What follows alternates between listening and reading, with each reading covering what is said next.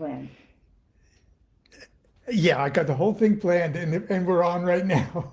Wonderful. I feel so much more confident.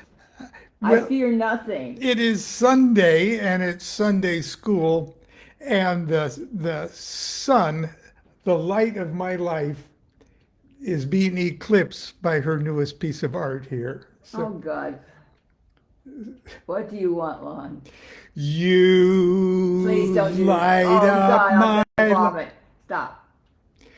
Tell us about your new painting, dear. I am so grateful. It's been sitting in the kitchen half finished for a month, driving me crazy. I don't even want to look at it anymore. So I'm giving it to you to look at. No. uh, uh, do what thou wilt. Unite with the universal purpose. What the heck does that mean? Well, this is my chicken Egyptian stele. You're an old tomb painter. We pretend we have previous or concurrent incarnations. I pretend. Once went to a party and what was your previous incarnation? I came as a light sand-colored toga as a Egyptian tomb painter, but I couldn't do the hieroglyphics. I couldn't do the figure painting. I could only do the cheesy borders. And as if you notice, there's not a single painting I don't do that doesn't have cheesy borders. So yeah. But I did learn how to do English hieroglyphics. Okay. You're progressing. Yeah, I'm progressing. Yes. And what does this mean? Well, I kind of think it means when we are able to hook up our unique will with the universal purpose, we catch a wave of support and everything will be easier. Yeah. Otherwise, everything pretty much goes to, as it is right now. Yeah. Anyway, and Lon's going to talk about the sun, and I think, well, this is the sun. It's Sunday, It's the sun for Sunday, and as you can see here, it's got little hands and little ankhs, which mean eternity, I do believe, life eternal or eternal life or eternity, and little hands are, well, I'm not of the idea that we are reflections of the sun or of the creative force. I think the creative force doesn't stop. We're extensions. When we look in the mirror, we see the reflection of our extension, but we are extensions of it. And I was reading something, and I'm going to read you a quote because it kind of says it all just right. The miracle of creation has never ceased, having the holy stamp of immortality upon it, hence the ankhs. This is the will of God, or however you want to say it, the universal purpose, for all creation, and all creation joins in willing this. Period. Very nice. Well, before you go I'm off, going on a bike ride. before you go off on your bike ride, I want to hold it up and show a few more details on this. Well, you do that, but if you're going to do this, nobody's going to see it. I'll try not to jiggle it too. Tell us about your cartouche there at the bottom. Oh, I love you, signed Mama. I used to put that on Jean Paul's lunch bag eternally. For a long, long time, let's put it that way. I'd pack him school lunches and stuff. So. It's just I have to do it because it's my cartouche. That's your signature of this one. I'm quite pleased with the beetle, but then I do like bugs. So I remember I was in the kitchen when you finished your beetle. It's so close and wiggly that who cares? Get back, Loretta. Okay. And there's a 93 cartouche, and I want to. You're gonna get so close, it doesn't look good. I want them to see the snakes on either side. Yeah, it gets washed out though, honey, when you get. I know it's not very light in here. And your lotuses there, or And I love your Don't you dare call her your dove. Lon called it a buzzard this morning. The Went, buzzard? It's Ma, it's not a buzzard. Buzzard? I Where are you from? fondly refer to it as it's my pet name, and Most modern is buzzard. and I don't know. Constance uses a lot of texture. These are acrylics, right, dear? They're cheap acrylics, but if you put many coats on, you can get or thick. And in different I am light, unskilled. Let's put it this way. you can see It's really about the words. You know, it's barely the symbols are okay. and there is cobra head there at the And you can see it just as well as you can see the cobra head and all the real Egyptian right. gold leaf ones. So it's really a beautiful. In my warm desert colors when we're having winter storms. I'm wearing my desert colored shirt so I won't clash. Okay, dear, are you going I'm to? going to go ride a bicycle. I'll just put this down over here. Okay. I don't need to look at it. I'm going to go ride a bicycle around town because The sun's out. the sun's out. And I don't have any breakfast ready, so when I get out back, I'll have to do breakfast, which is really late. We always have the same. I'm sure you're dying to know Sunday we almost always have the same thing, or close to the same thing. We have eggs and spinach but we always have spinach pretty much in the same form. Just simple, barely cooked spinach with a touch of salt and pepper and nutmeg, and a quarter of a pat of butter, and then kind of brothy because it's like a little bowl of soup. And then we put maybe a teaspoon of crumbled feta cheese on top of it, and stirred in. And then we Even and I you're like having that. just between hard and soft boiled, whatever happens, eggs and a piece of toast, and probably an orange from the neighbor's lady gave us some oranges from her trees. It's that time of year. Everybody puts out oranges and little lemons around here, and so anyway, if you go out with a bag to correct, because people put out boxes for free, and if you go out with a bag in your pocket, there'll never be any out. But if you go out with no bags, then everybody has their boxes out. So if you take a bag, that's abusing your Yeah. your foraging privileges. I right? guess. Anyway, have a lovely Sunday, all of you. And Lon has something important to talk about. Yes, I'm running for president. I would not vote for him.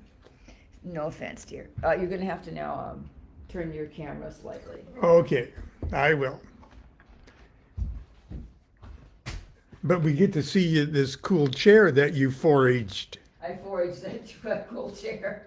I foraged that cool lamp. Look at I foraged that cool table. Actually, it was a gift after I foraged it. But oh yeah, I forage. I'm a hunter-gatherer. yes, that's the only way we furnish our home. And I wrap rags around what's left. Okay, gotta go. Okay, dear. Be careful. Bring me back some chocolate. What? I am not foraging chocolate. I don't want anybody to send you any either. 'Cause we have No, don't send me chocolate. I won't be allowed to eat it. Anyway, it is Sunday school, and I decided to make it Sunday school, especially when I've been out with my glasses all kind of fogged up because anyway, the sun is out and it hasn't been out in a few days, and in just a few hours it's not going to be out again for a while. So I wanted to and Constance finished her sun themed paintings, so I'm going to share something about the sun on Sunday school.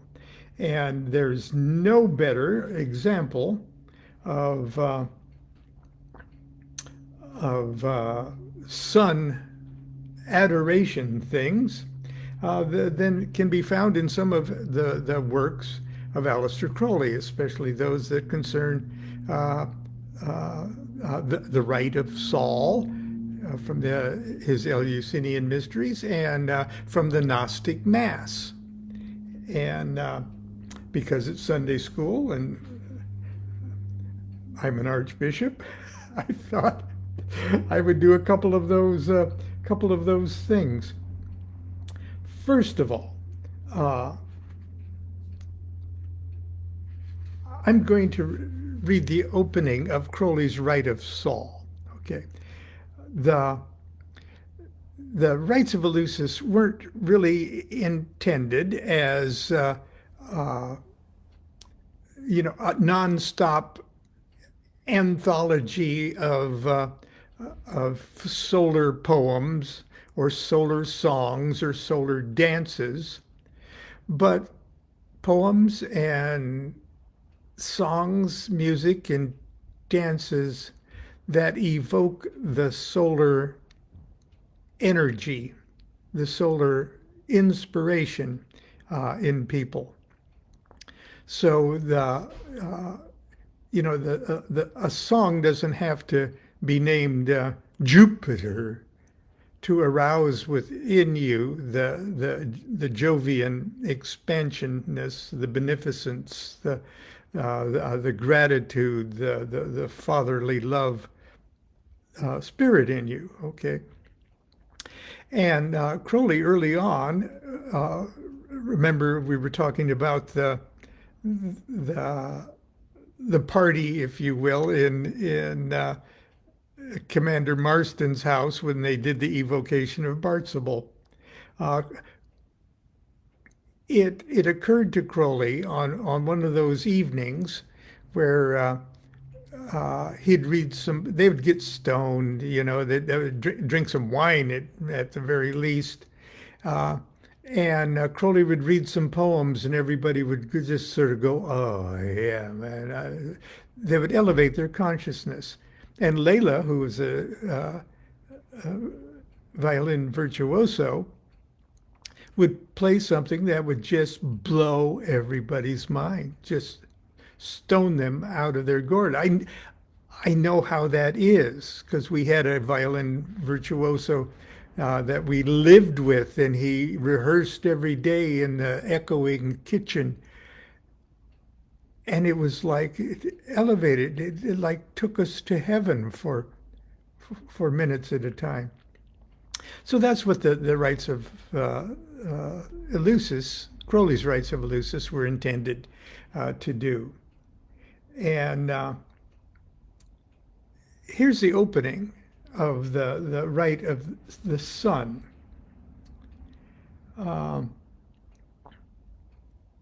The sun's Saul is enthroned in the east, and he doesn't say anything through the whole thing.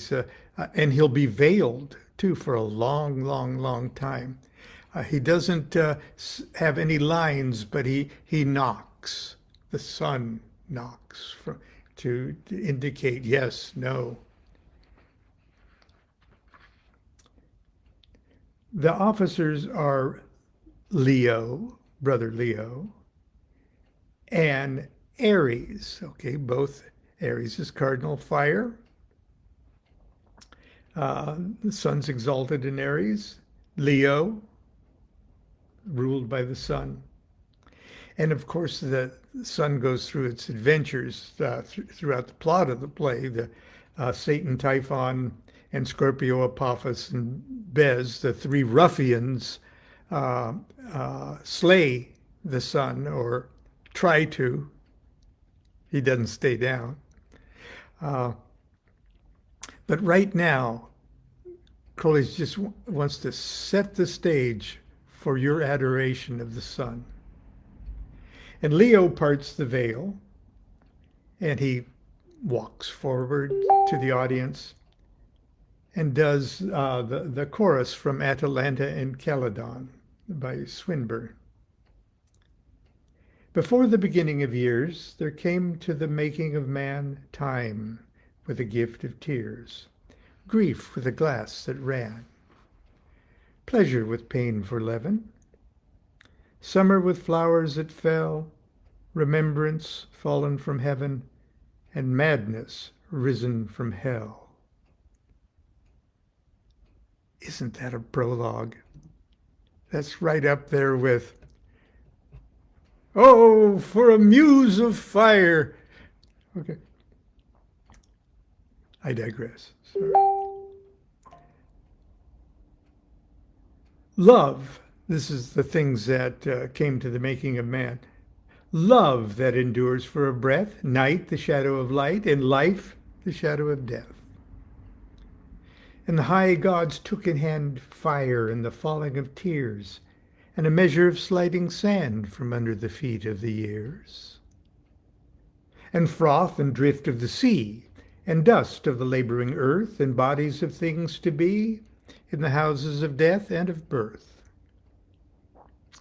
and wrought with weeping and laughter, and fashioned with loathing and love, with life before and after, and death beneath and above, for a day and a night and a morrow, that his strength might endure for a span, with travail and heavy sorrow, the Holy Spirit of man. From the winds of the north and south they gathered as unto strife. They breathed upon his mouth, they filled his body with life. Eyesight and speech they wrought for the veils of the soul therein. A time for labor and thought, a time to serve and to sin.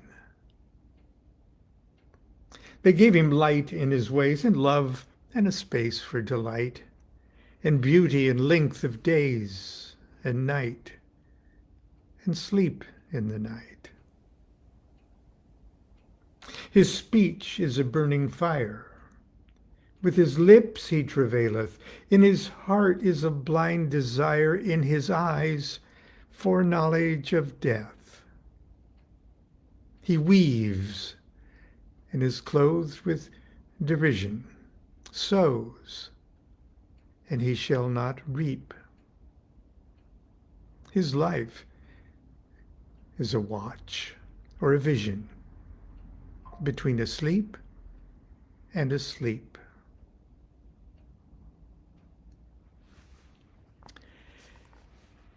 Now, if that didn't get the audience's attention, I don't know what is. Leo returns to his throne, and there's a pause, and Ares knocks 6 times in batteries of 3. That's for 6 for the sun, okay. And then Leo answers back. Ares says, Brother Leo, what is the place? The temple of the sun upon the mountain of Abiagnus. Brother Leo, what is the hour? Sunset, because the ruffians are about to pull their shenanigans. Sunset. Ares, it is the hour of sacrifice. Brother Ares, what is the sacrifice? It is hidden from me. Then from behind the veil, the sun, Sol himself, knocks 6 times, but like this. 1. And Ares and Leo hear this, and they jump up. Leo says, it's the Lord of heaven that awakens the children of the light. And then they draw the veil. And there's the sun sitting like a Egyptian sun god with a leopard skin and a staff and a radiant nemesis. Our son played that part, and afterwards he carried his cross around the backyard and people pinned money to it.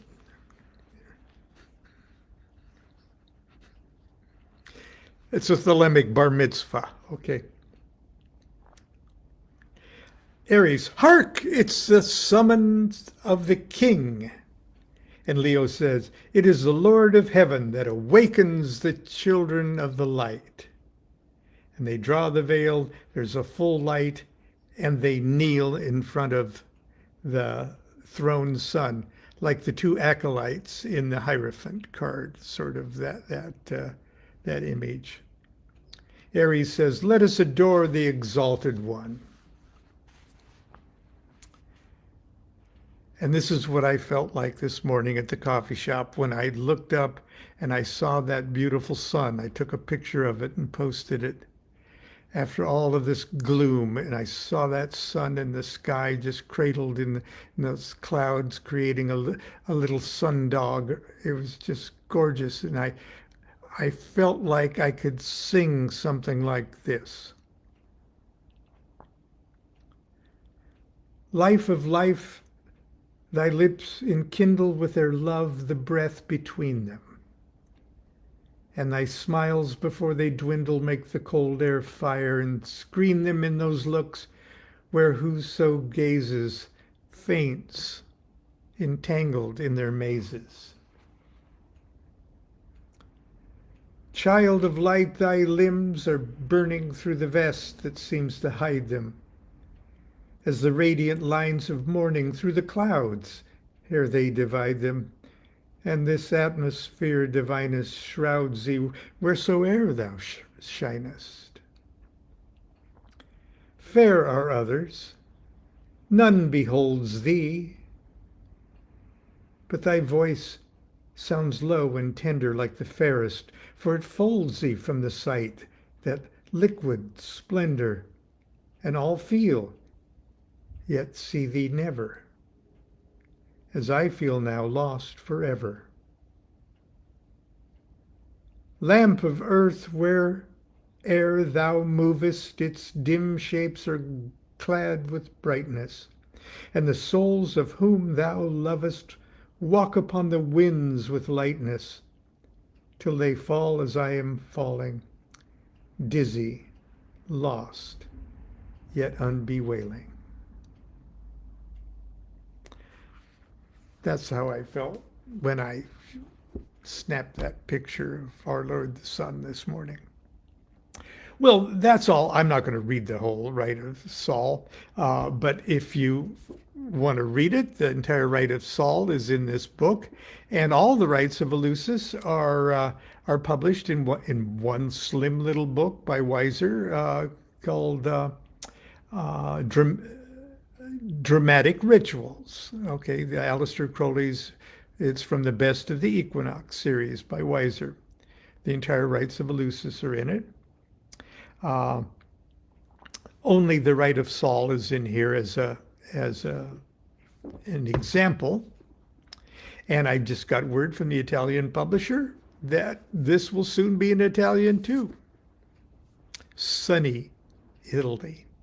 Anyway, that's it for today. That's Sunday school. Get out of here. Go fishing while the sun shines. Make hay and make love while the sun shines.